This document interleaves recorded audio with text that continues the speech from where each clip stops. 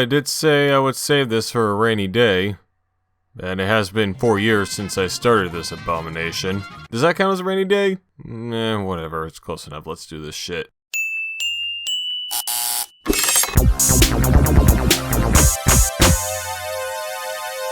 They only want to see your boobs. As we've seen on this incredibly popular YouTube series, some video games exist solely to titillate. The DOA Extreme series is a prime example, but there's plenty of other viable options on the market, such as BMX XXX, the Onichambra series, countless eroge and ecchi games that span across multiple genres, even games that came out in the Atari 2600 days that were pretty much pixelated, low-detail hardcore porn. Still have no idea how folks were supposed to get off on that shit, unless they were easily seduced by 128 on-screen colors and a 1.19 MHz CPU. Cause I know I am. But even, what about Leisure Suit Larry? Shh. That series centers around sex, so it gets away with it. Anyway, the point is, sex sells. And that's totally fine. There's nothing wrong with that. People can make what they want. I personally just find it easier to go on the interwebs and discover the virtually limitless porn supply it has to offer. But, you know, different strokes for different perverts. However, there are particular games that will just make me sigh and scoff and tip my fedora. Wait, that's not in the script. Sometimes a certain game of this sort will come around that, honest to God, makes me go, is that it? The prime example there is none other than Top Heavy Studios' The Guy Game. And in preparation of a darker episode I'm planning to do after this one, let's have ourselves a lighthearted time and beat the ever-loving shit out of something that nobody cares about. But didn't Larry Bundy Jr. already do this? Shh. He subscribed to me, so it's okay. The Guy Game is, for all intents and purposes, a very standard trivia game. You're presented with questions in a multiple choice format. If you get the questions right, you get money. If you get them wrong, you lose money. If you answer them quicker, you can get or lose more money. And the goal is to have the most cash by the end of the game than whoever your drinking partners are. Of which you have none because you're probably playing this by yourself, you disgusting human. The, also for all intents and purposes, gimmick of this particular trivia game is as follows. The questions you received are also given to a variety of young, attractive Homo sapiens of the feminine type. If they answer correctly, they get the right to tell their parents that their college savings fund wasn't a complete waste, and if they answer incorrectly, they have to do the exact opposite. 1, 2, 3!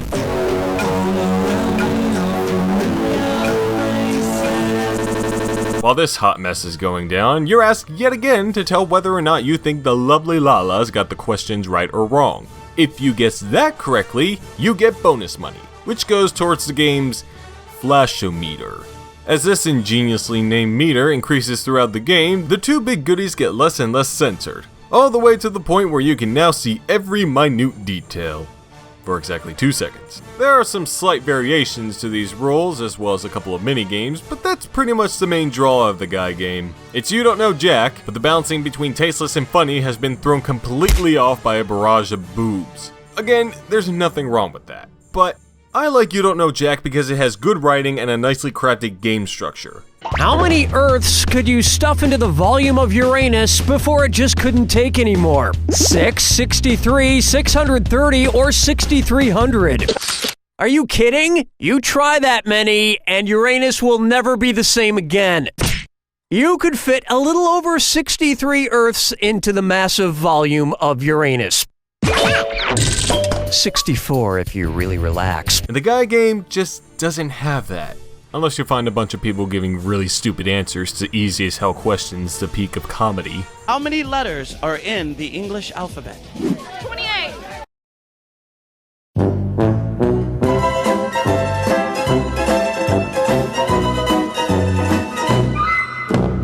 All of which is more disappointing when you take a look at the credits. Most notably with the game's director/producer, Jeff Spangenberg. Oh, you don't know this guy? Well, that's okay. That's fine. That's perfectly alright. He's only the founder of Iguana Entertainment and Retro Studios, the latter of which created my favorite game of all time. But even, he barely had any involvement with that game, and he also didn't do anything else except be in hot tubs, apparently. And also... Shh. I know that, but I need to shove this recurring gag in here somewhere, and this was the most opportune time, so shut up and go with it. Okay, with that done, let's get to why we're here in the first place, shall we? What was so controversial about the Guy game? An interactive product containing tons of big American titties released at a time where people were still reeling over a game where you participate in a snuff film. Well, contrary to what the norm is on this show, it actually wasn't due to any parental groups or news organizations or so-called SGW parasites complaining about it. Nope, instead it's good old-fashioned, genuinely one-of-a-kind litigation.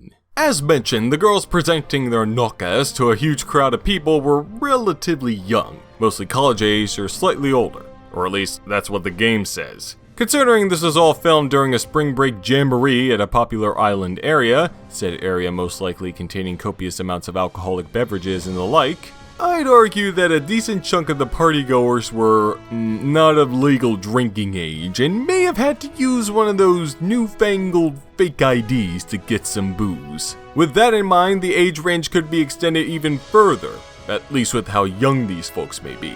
Perhaps to the point where consent in any regard is not legally possible. And some of these slightly younger folks may have even participated in Top Heavy Studios' quaint little trivia game.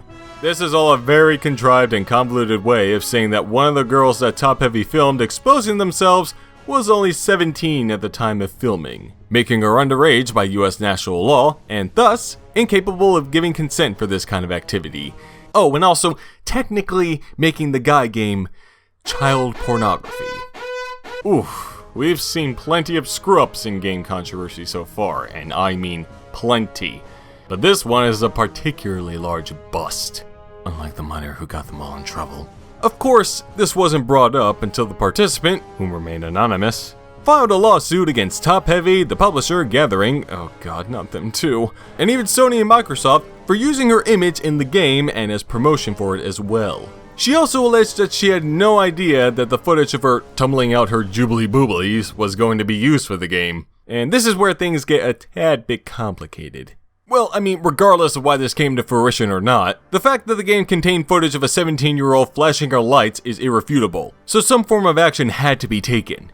But while that stands, looking into the suit itself, there seemed to be slightly more personal motivations from Jane Doe as to why she sued these fellas. But I'd like to first focus on her statement on how she didn't realize that this footage would be used in this manner, something I found quite perplexing. According to some people also covering this incident, Top Heavy were there on the island under the guise of a TV show crew, which might be implying that the bare-breasted footage would be censored, because most cable networks don't allow that stuff in the States. But from the information I could find, all that can be said is that they were going to film ladies answering trivia questions and showing off their fucking tits if they got the questions wrong. And they took many precautions to make sure that these ladies were of age and they had their consent to do so. That clearly didn't work out well, but I'm not sold on the idea that they misled these girls, because they would probably be in even more trouble than what they already got into. Now, what I could find shows that Jane Doe suffered great embarrassment and shame from the situation, most likely from her peers since she was probably still in high school. And this tells me she actually wants to sue in order to try and punish the companies for such, and maybe put the incident behind her as well. Even though, as I so subtly implied, she used a fake ID for this contest and may or may not have had a couple drinks in the process. It's kinda like someone getting drunk at a high school party, doing something ridiculously dumb, and some asshole recorded you doing that, so now you have to be ridiculed by a bunch of other assholes until they forget about it and move on to the next drama of the day. High school. So filled with regrets I still have over stuff that I shouldn't care about. I mean, I didn't go to parties or anything. You think someone like me would be dumb and or cool enough to do that? But in this case, the assholes at least had permission to film the people doing the dumb things. They just accidentally filmed a minor doing it and put footage of such in a game that was circulated across North America. Speaking of which, considering the game was technically child porn, an injunction halting further sales of it was put out per request of Jane Doe and Company, and considering it didn't exactly sell like hotcakes, or maybe they were just lazy and didn't feel like editing out Jane Doe's balloon bees, Top Heavy decided not to produce any more copies of the Guy game. Though they did release a DVD later that took out a lot of the trivia game part and just had the melons, this time sans minors. I mean, I guess they have permission from everyone else, so why not? Why not? Game developer, softcore porn developer, that's a logical step, isn't it? As for the aftermath, the lawsuit really didn't go anywhere and was seemingly settled, though not for much. And the Guy game is now a bit of a rarity among the used games market. Yeah, despite production on it being halted, you can still find it going around for sale on the internet, and maybe even your local used game store, if you happen to live near one. Also, the game was apparently banned in several countries, but I couldn't find info on which countries. And I also don't think the game was sold outside North America, because every single goddamn cover I could find were North American ones, so... Anyway, that's all this rainy day has to offer. A story of a young female who wanted to make something of herself, and ended up showing off her bouncing bibbidi-bobbidi-boos for a video game. I mean, what else are women good for anyway, am I right, fellas? Wait, that wasn't in the script either. Hope you enjoyed this little ride. Thank you all so much for supporting me so far as well. Happy 4 years of controversy, and prepare yourself for the next one, because they're gonna be pretty dark. Trust me. I know you can't, but you should. But even, why do you tempt us instead of just telling us what the fucking episode's gonna... Shh. Because I'm an asshole, so fuck off, you cunt.